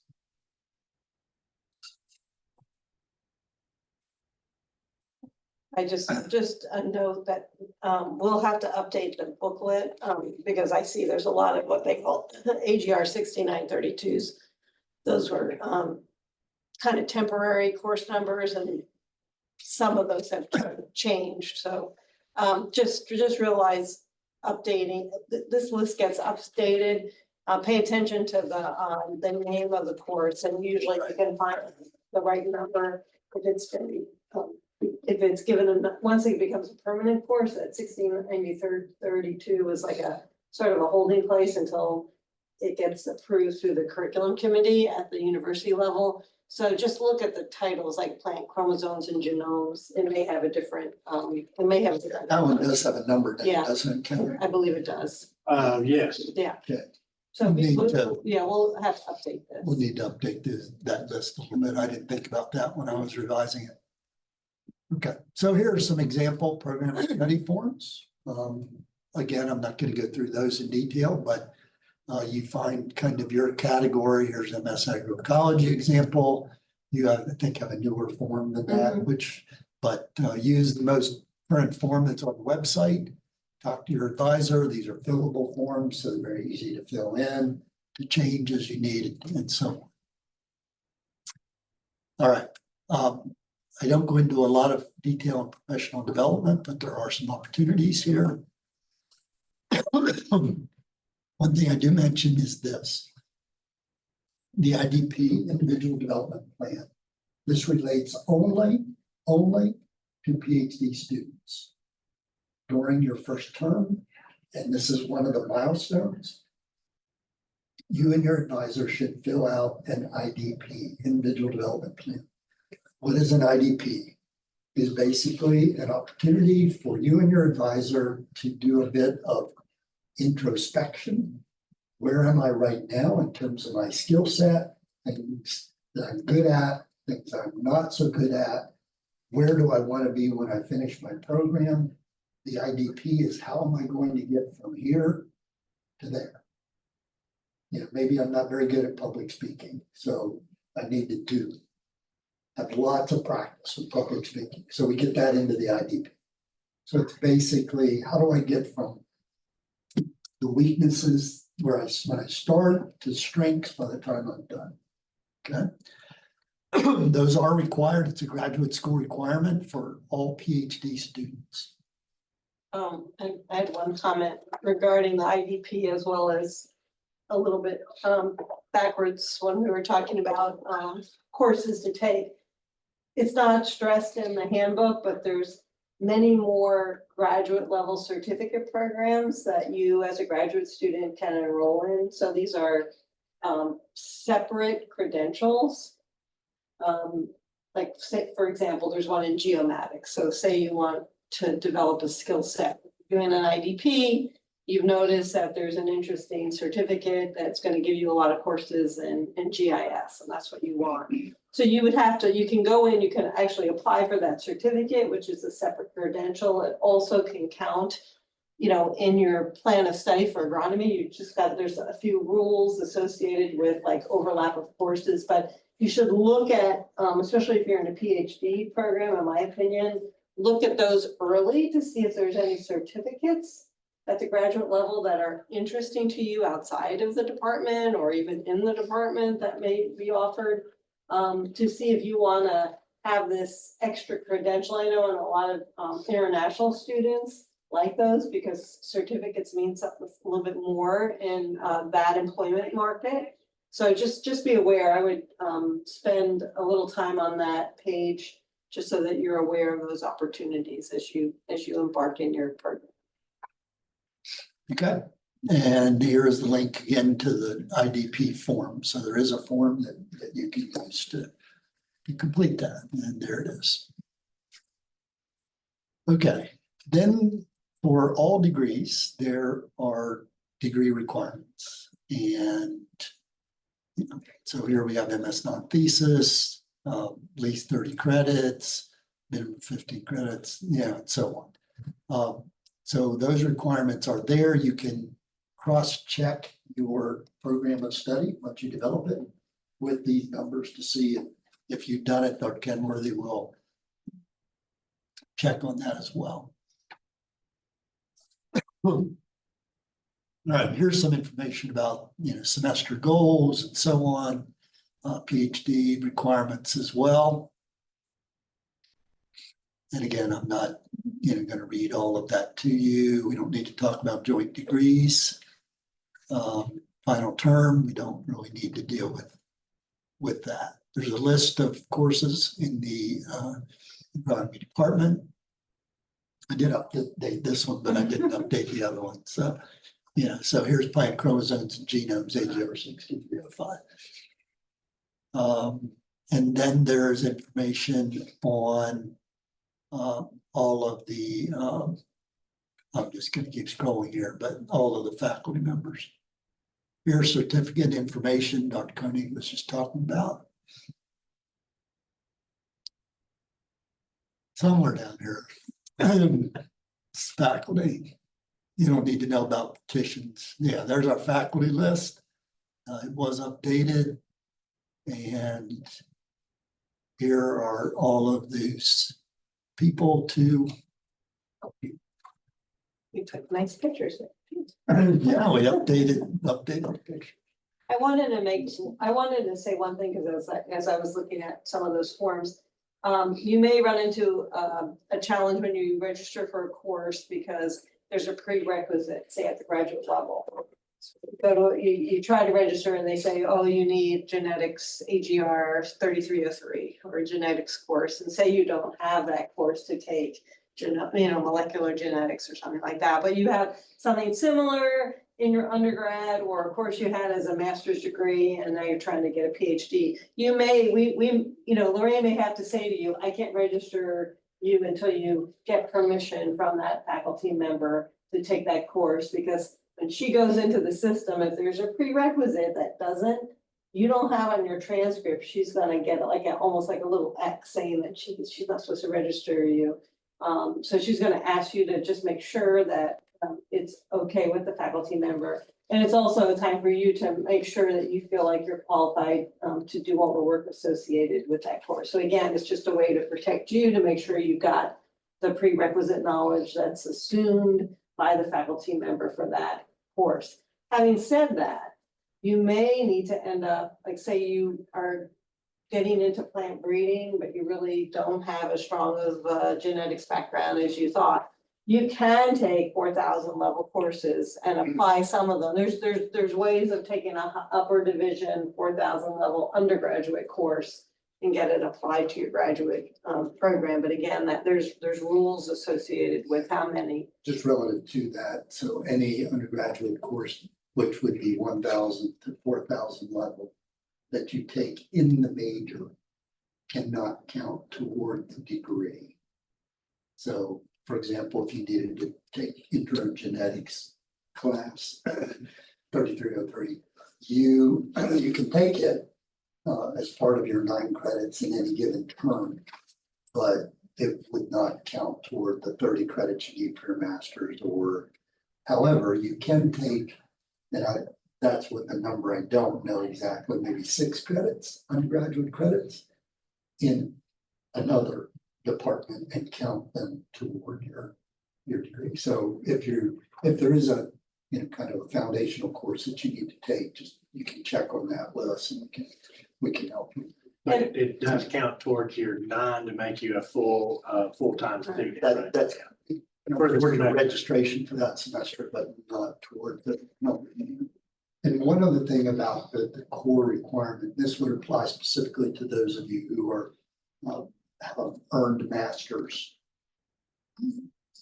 The core requirement applies to the totality of your graduate work, not just to your degree here. So if you have a degree from another institution and you took something in physiology and biochemistry from another university, you don't wish to repeat that here, that's fine. It's for the totality of your graduate program, your committee needs to make sure that you met the core. So whenever you submit your program of study to Dr. Kenworthy, you would, if you don't have a course in one of those core areas, you would want to include in your email, you know, I took plant biochemistry during my master's degree. It's on my transcript. My committee decided that that was adequate to meet the core requirement in biochemistry and physiology. So we're not attempting to make you retake things that you've already taken, but kind of the core of the totality. Okay.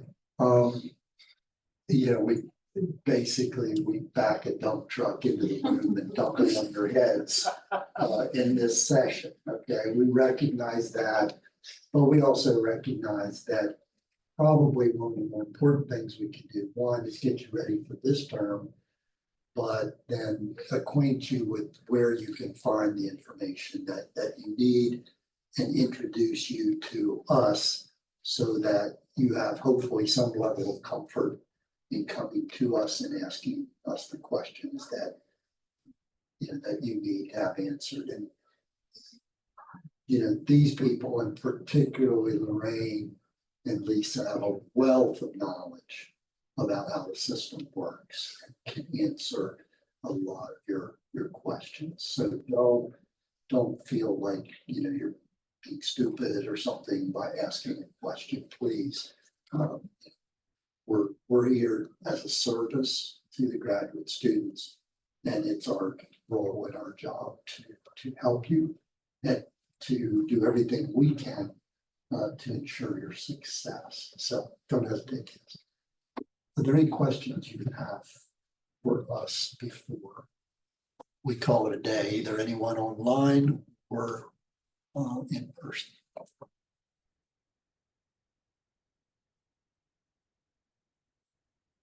Good, or really good, or really bad. Those are the two possible answers for no questions. But in any case, thank you very much for coming today. We appreciate those of you who joined us online. Oh, there we go. Walter, got a question. What you got? Unmute Walter. We can't hear you if you are asking. Yeah, There you sorry. Mainly just to give you the thanks for being able to give you these words, to having the time to explaining us all the basic stuff.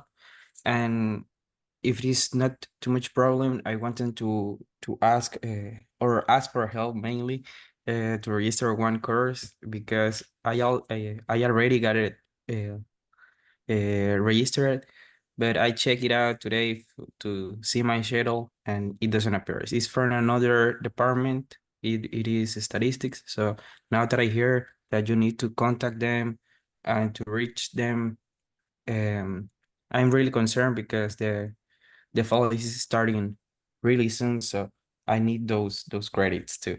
So whenever you finish, I would like to ask you, how can I solve this? If you can help me, I can give you my UFID. Just that. And thanks you one more time. Good. You're welcome. Lorraine, what would you like to do? Walter, did you Yeah. send me, I'm Lorraine, did you send me an email regarding this? Yeah. You have? Okay, when I get back to the office, I'll look into that for you and I'll send you an email, okay? Perfect. Thank you. Appreciate it, Lorraine. You're welcome. Mhm. Okay, I do have a quick question. Yep. I need insurance. Oh, Greater oh Gator- my gosh, Greater- yeah, that's. Was it Gator Grad? Yeah, me too. Oh. Yes, I would like to figure that out. Okay, my first question with the Gator Grant Care for the insurance. do you guys know if you're in the UF, have already been hired in the UF grad system, in the system? With HR, have you received information from HR that you've been hired in the system? Probably not. Well, let me know, go back to it. Have you gotten an email that says Gator Grad Care is available, sign up? No, Well, yeah. I just signed my papers like a week ago. Like a week ago? I would- Okay, so that's probably what, yeah. I think you can. Cause I don't think you can, I know you can't sign up for Gator Grad Care until you're in the system or whatever. But there is something like a waiver out there that, I believe you can go on and complete that waiver part so that you won't, and they'll take, cause what's gonna happen with the insurance, automatically, pretty much you guys, they give you an insurance and put that charge on your account if you don't do the Gator Grad Care by this certain date. Which you don't want to happen. Which you Because don't it's want. very to expensive. happen. It's like So- $2,000. When we were talking something. about looking for emails, Yeah, you Yeah, that's one of definitely them. don't want to That's one miss of the them. one on Gator Grad Care. yeah, okay, That's a big one, yeah. Okay, so, But what you're saying, Lorraine, is that they won't be able to sign up until till they're in the They're- system, effectively, HR within- higher. when you're Employee. actually, when you're officially hired. At that point, then the system doesn't recognize you until that point, right? Right. So, so that's, be aware that there is a time frame during which you can sign up for Gator Grad Care. And you must sign up during that time to get the low cost insurance. And if you don't, they will just put you in an insurance and then you'll get a bill that's bigger than you want. So that's very important for all of you to be aware of, that be on the outlook for emails relative to. Yeah, so if you look it up, I mean, it's gonna show on current, it'll have a whole tab on Gator Grad Care. Right. It says within Okay. 60 days of your appointment, but just reach out, ask questions to them, you know, there's usually somebody who will answer.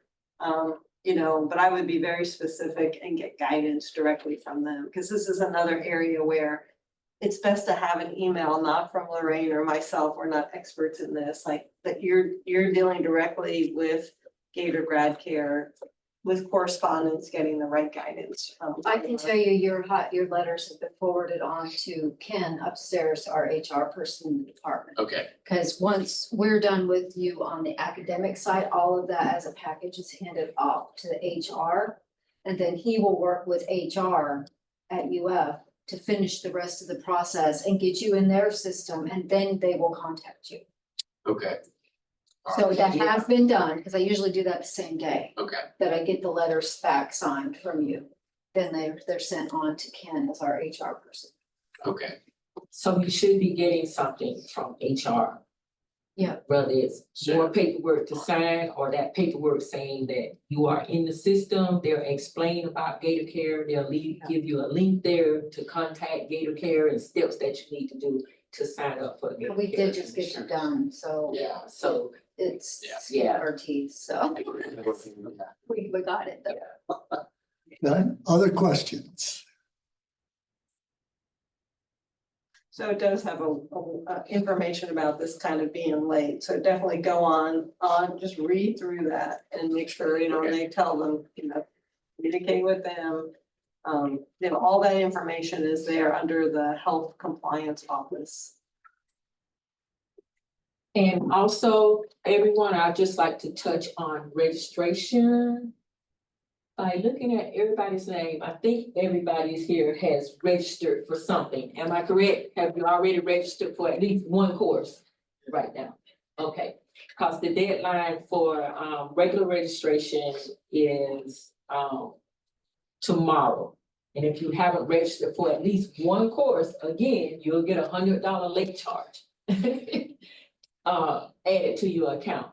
So if you have registered for at least one credit or one course, you're good. But if you haven't, please contact me and let me know what you want to register for, because we want to prevent you having that $100 late charge on there. And drop ad goes probably through next, I don't know. Yeah, Wednesday or Thursday or something, Right, but drop in. so you can change your registration after classes start, typically the first week.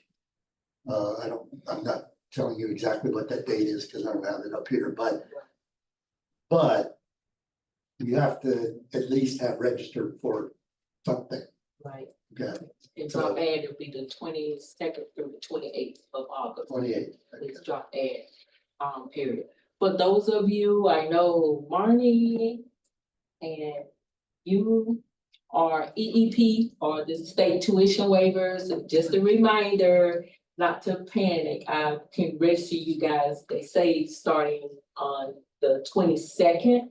But if you're not registered by that time, just kind of hang in there a little bit. They tell you the 22nd, but I can go out there and try to register you and they won't have your EEP code. And that EEP code has to be in the system in order for you to get that waiver, as that. Right now, I'm like registered for one course, the statistics. And do I just keep it or do I drop it into it after I get the EEP? And you're doing EEP, right? What we wanna do is drop that course, because what's gonna happen, you won't get that tuition waiver on that course. Okay, Because you're not supposed to be registered yet okay. for that course, Okay. okay? So EEP cannot register until the first day of classes. Is that Right, correct? exactly, Right, so exactly, that's an exception. Yeah. To the rule. whatever, so. And you yeah. filled out all your EEP paperwork, correct? And got permission. You got all this, yeah. So have you heard anything from the registrar's office about being approved for EEP Yeah, I yet? was approved by the director. Okay, Yeah. all right, cause you guys should get something, once you submit your EEP paperwork, you should receive something from them or the state tuition waiver. You should receive something from them saying that you've been approved to take whatever courses you wanna take, for the fall Yeah, I semester. got the. Okay, Yeah, I got the approval yesterday, okay, the letter. So now I just wanna, cause I'm a nervous Nelly here. So, you guys are going to register me, correct? Marnie, which ones did you take? Which ones Oh, did you sign up you for? had to ask me that, right? It's AGR 55 Yeah. something. Yeah, and it's just one? I put a Was it list of, I put a 5511? list of 4 classes. But I actually only want, hopefully I'll just get the first one and I won't have to. Yeah, AGR 6422. Yeah, that's fine. Okay. Is there AGR? And I think I told you to write a little note in the comments to tell Lorraine, I want to get into this one. This is my priority one. Yes, and that's what I did. And she knows what to do. Okay, because I'm just belaboring it because I am actually going to be off-site on Thursday with probably no access to email. And I just want to make sure if by the end of the day, if I will be able to check it then. What do I do if it says I'm not in the class?